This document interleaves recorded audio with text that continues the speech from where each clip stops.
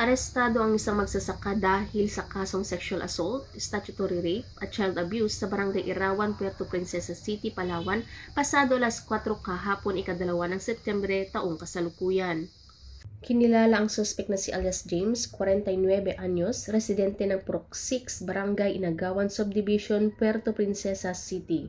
Sa pangunguna ng Police Station 2, Police Station 3, CIDG Palawan ay naaresto ang suspect dahil na rin sa bisa ng warrant of arrest ni inisyu ni Honorable Jocelyn Sunjang Dilig, Presiding Judge, RTC Branch 47, 4th Judicial Region, Puerto Princesa City dahil sa kasong sexual assault, 5 counts, na may inilaang piyansa na 200,000 pesos kada kaso at may kaso ring statutory rape, 5 counts na walang piyansang inilaan.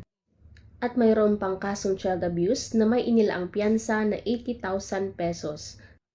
Samantala, patong-patong naman na kaso ang kakaharapin ng suspect na nasa kustodiya na ngayon ng pulisya para sa tamang disposisyon.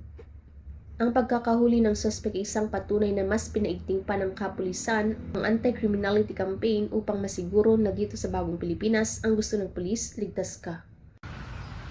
Mula dito sa Home of the Police, Eco Warriors, Calapan City, Oriental Mindoro, ako ang iyong PNN Correspondent, Patrolwoman Christine Lorenzo, alagad ng batas, taga-taguyod ng Balitang Pulis.